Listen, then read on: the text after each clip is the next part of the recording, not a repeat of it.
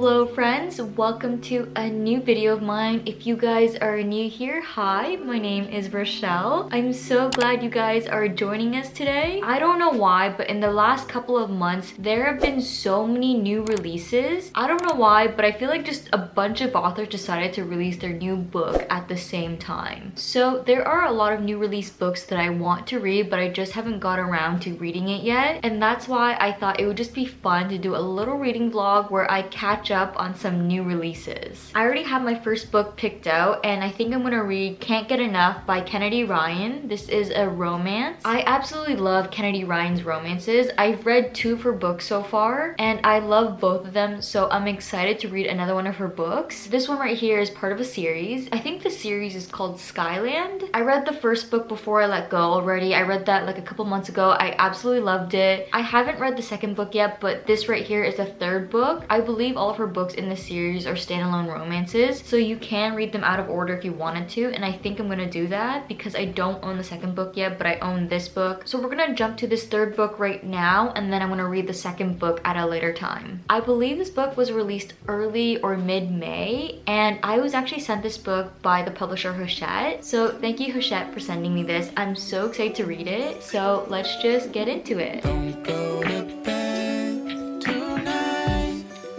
'cause I know you've been upset all day, love, and I'm already on my way, love. Oh. I've been paranoid, you're like a Polaroid, picture perfect but there's darkness you just can't avoid, yeah. And if you need to scream, well, you can talk to me. It's pretty simple, doesn't have to be a movie scene. And when it's raining out, I lay my jacket down, and you can hold my crown, 'cause chivalry is dying with me. Yeah.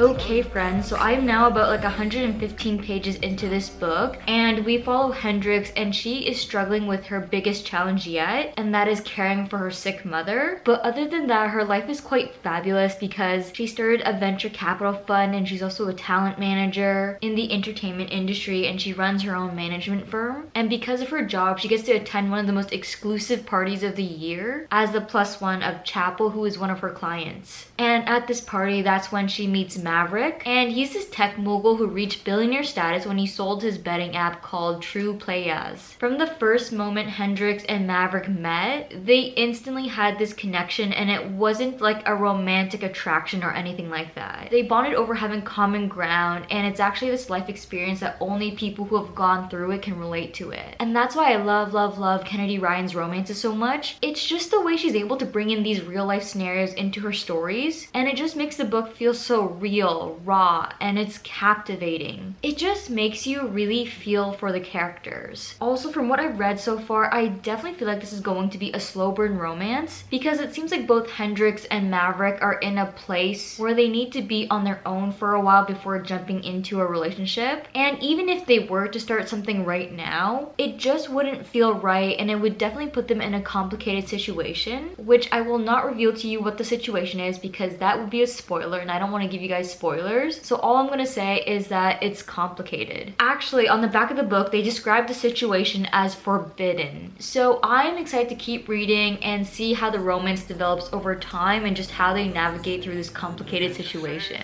You'll be my parachute, baby, know you'll catch me whenever I fall. It's like my laces untied, got me tripping right into your arms.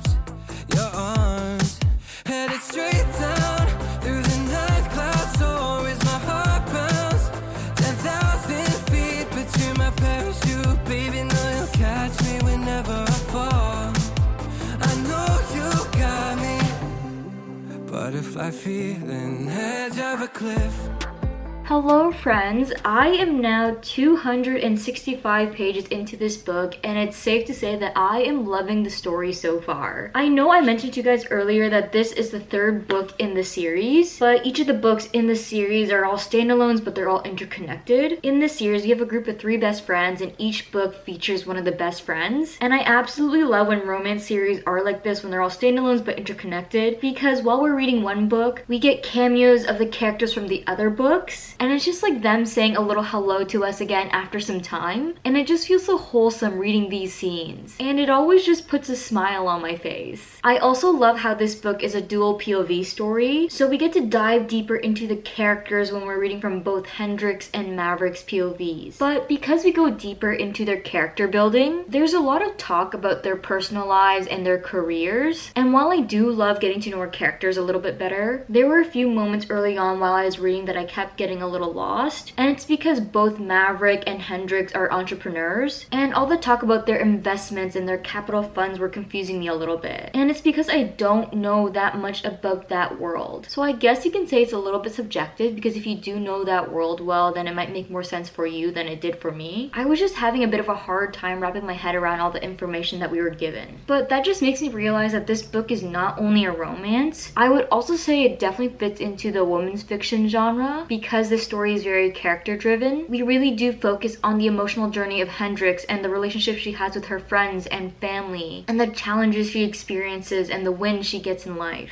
I also must say that I am really liking Maverick right now. I feel like in most romances, when our male main character is super wealthy, he's usually a dick to everyone, and slowly over time we see those walls come down when he's with the right girl. But Maverick is genuinely a good person through and through. I would really like to read a little bit more of this book right now, so I will see you guys a little bit later for my next update. Hello friends, it is now a few days later and I finished Can't Get Enough, and I absolutely love this book. I really liked our female main character Hendrix because she's a strong, independent woman with big goals, and she's someone who fully believes in achieving them based on her good merit. She's not someone who would take handouts or compromise what she wants for a man. And I think her character is just so inspiring because she chooses herself, and it's not in a selfish way. Also, I think every woman deserves a man like Maverick, and I'm not referring to his wealth. I'm talking about how he cares for Hendrix. For example, whenever she's going through something, they will talk on the phone and she's always like, no, you don't need to come to me. I know you're busy, but I just want to hear your voice. But after they hang out, Maverick still shows up to see her anyways, despite her telling him that he doesn't need to come see her. I ended up giving this book 4 stars. It was a good read, but if I'm gonna be honest, I did like the first book in the series more than this one. Let's move on to our next read, and I am choosing to read Sunrise on the Reaping by Suzanne Collins. I read all the Hunger Games books back in middle school and I absolutely love them. If I'm gonna be quite honest, I don't remember much about the details of what happens in the Hunger Games, only because I did read the series back in middle school, so I decided to rewatch the movies as a refresher. I didn't read the Ballad of Songbirds and Snakes, I just watched the movie for that one. But when this book came out, I was like, this is a book that I need to read, only because this is about Haymitch, and Haymitch is actually one of my favorite characters. So to get a book about Haymitch, I was internally screaming when this book was announced. I seriously cannot wait to get into this book, so let's start reading.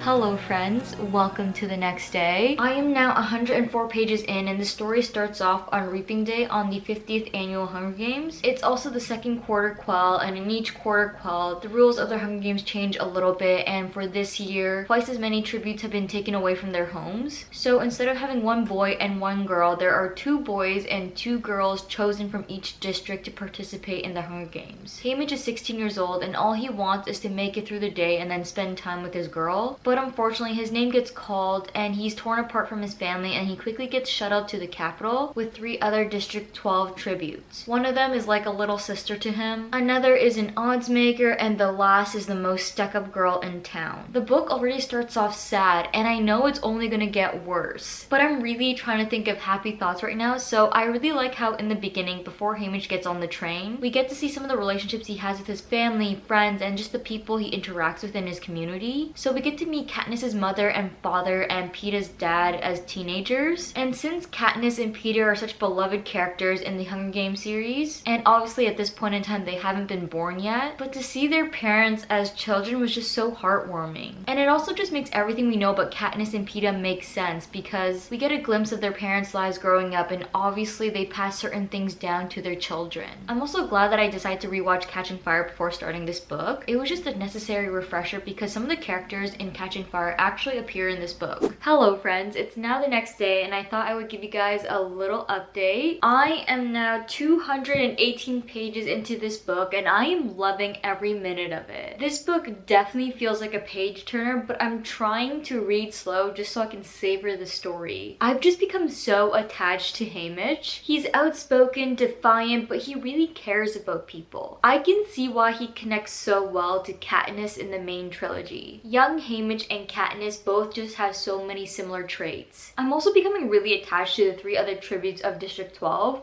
I know there can only be one winner, and I know it's Haymitch, and it's inevitable that the 3 other tributes will die, but I am just not prepared for it right now because I love this dynamic they have going on. Right now, where I'm at in the book, the games have just started. I don't know who's died yet, they haven't announced it, but I just know it's gonna be so sad from here on out. I'm dreading it a little bit, but also I really want to know what happens, so let's just continue reading right now.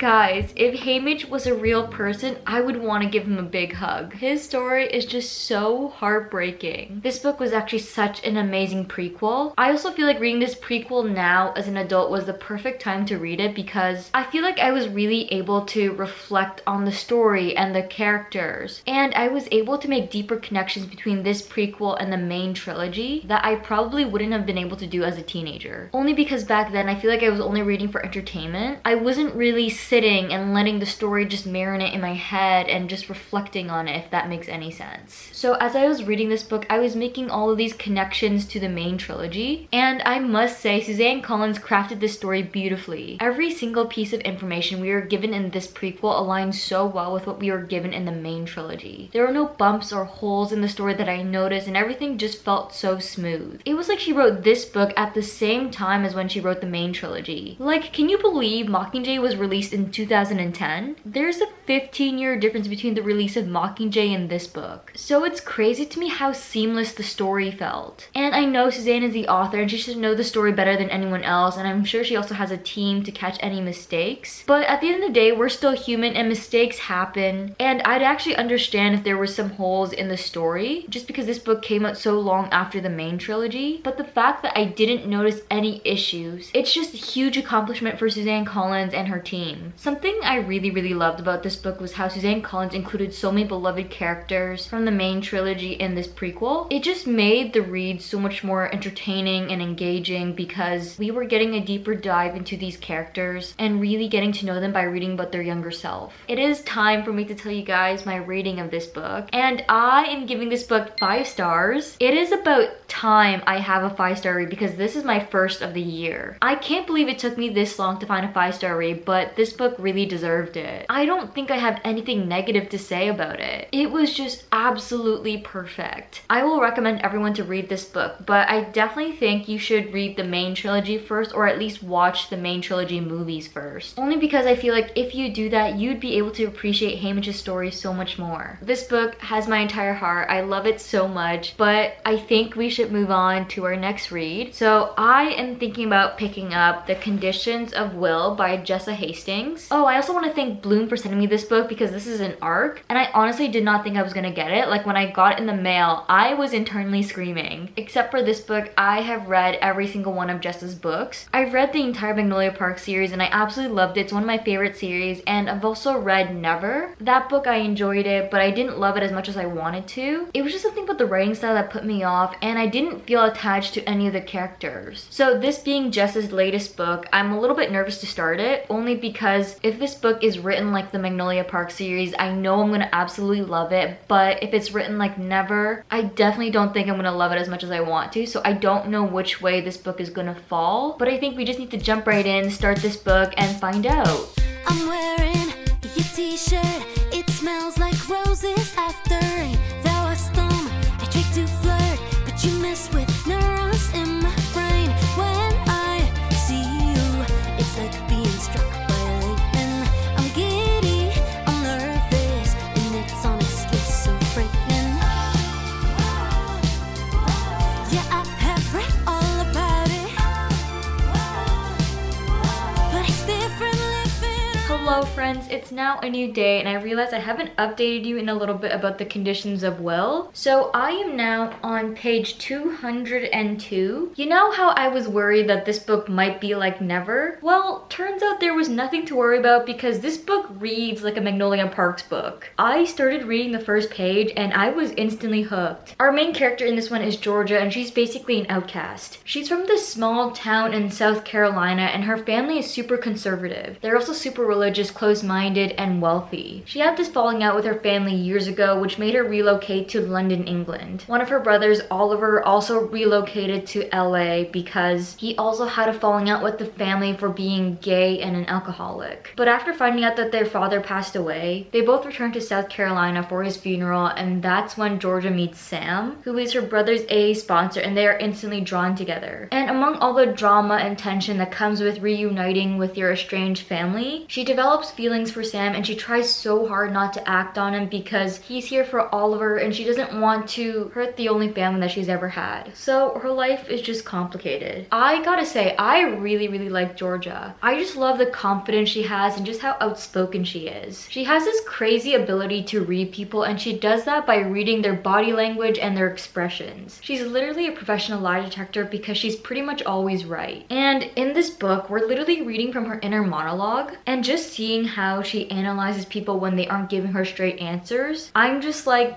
damn, I wish I can do what she does. I probably wouldn't have as many anxiety issues if I could do what she does. But you want to know what I can't seem to understand about myself? With any book, there comes a time where toxic characters or relationships start to annoy me, and over time that just makes me like the book less and less. And Jessa is literally the queen of writing toxic relationships, whether it's romantic or with friends or family. If you read Magnolia Parks, you know what I mean. And in this book, Georgia's family is literally toxic except for her brother Oliver. But for some reason, I absolutely love this book, and it's the same reason why I love Magnolia Park so much. It's just the way she writes these toxic relationship and characters. She just somehow makes these people so fascinating that it's just engrossing. I feel like I can definitely binge read this book if I wanted to. It's just so hard to put down. I'm literally forcing myself to put down this book every so often just so I could savor the story a little bit longer. That is how much I'm loving the story so far. I actually have some free time right now, so let's continue reading this book.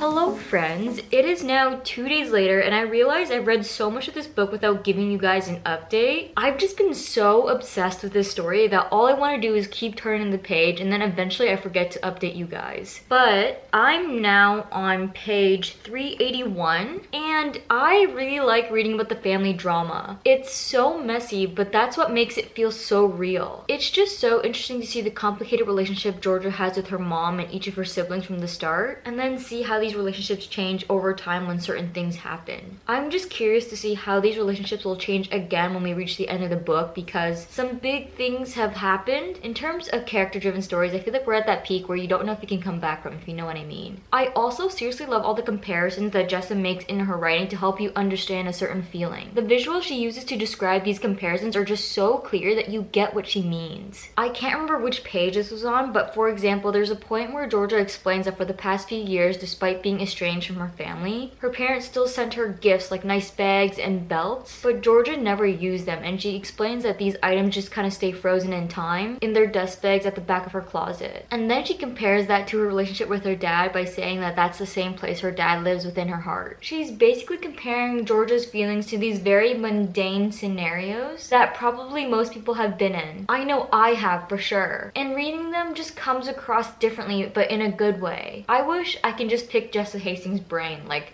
how does she come up with these comparisons?